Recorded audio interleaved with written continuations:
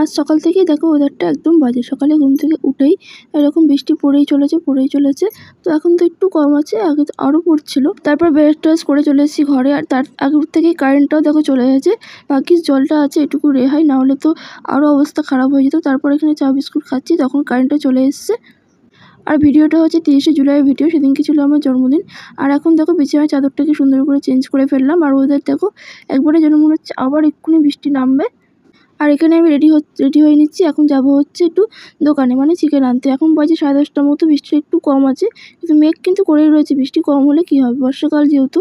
আর এখন ছাতা নিয়ে আমি এখন যাব, একটু হালকা হালকা রোদ উঠেছে এখন, মেঘ কিন্তু করেই আছে ভালো করে।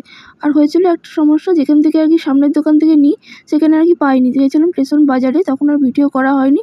তারপর চলে এসেছি বাড়িতে, ম্যাগি খাচ্ছি। ভেবেছিলাম একটা দোকানে ডালপুরি বেশ অনেকদিন খাওয়া হয়নি, ভালো করে, কিন্তু সকাল থেকেই বৃষ্টি, তা কী করে আনবো। তো এই হতে হতে অনেকটা দেরি হয়ে গেছিলো।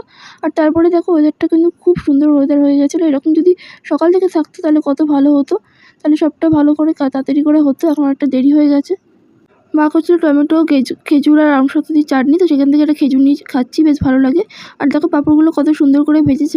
একটা পাঁপড়কে 4 টুকরো করে ভেঙেছে। আমার মতো কে কে আছে যে পাঁপড় বা লুচি ভাজা হলে এই গরম গরম মানে একটা দুটো খেতে বেশ ভালো লাগে। আমার তো বেশ ভালো লাগে।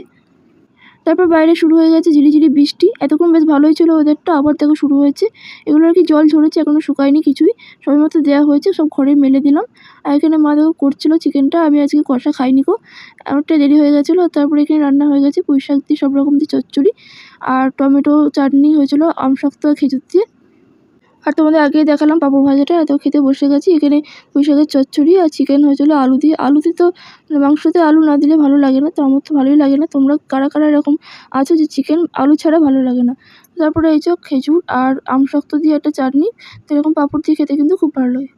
তারপর দেখো এখানে বৃষ্টি ভালোই পড়ছিল ঝিরিঝিরি করে। তারপর সন্ধ্যাবেলা চা বিস্কুট খেয়ে আমি এখানে একটু রেডি হয়ে নিয়েছি। আমি সেরকম কোথাও যাবো না, একটু বাজারের দিকেই যাওয়া হবে। কারণ জন্মদিনে সেরকম কিছুই আমাদের হয় না আর কি, করতে নেই, সেজন্য করা হয় না। এমনি যেরকম আর কি বাজার দোকান যায় সেরকমই যাবো, তো একটু সেজেছিলাম এটাই আর কি। তো তারপর দেখো বাজারে গেছিলাম একটু, আসার সময় একটা স্প্রাইট নিয়ে এসেছিলাম।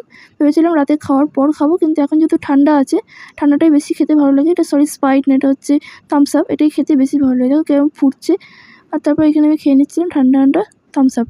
তো তারপরে আসার সময় নিয়ে এসেছিলাম রুমালি রুটি। তো রুমালি রুটি আর দুপুরে চিকেন ছিল, তো সেটা দিয়ে খাওয়ার জন্য। চিকেন দিয়ে রুমালি রুটি খেতে কিন্তু বেশ ভালো লাগে। আর মাকে বলেছিলাম এরকম গোল গোল করে শসা কাটতে, তো এখানে দেখো শসা গোল গোল করে কেটেছে।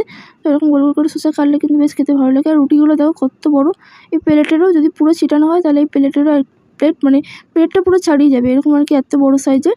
তো চলো আজকে ভিডিওটা এতটুকুই, দেখা হচ্ছে নেক্সট ভিডিওতে। সবাইকে বাই, সবাইকে টাটা, গুড নাইট।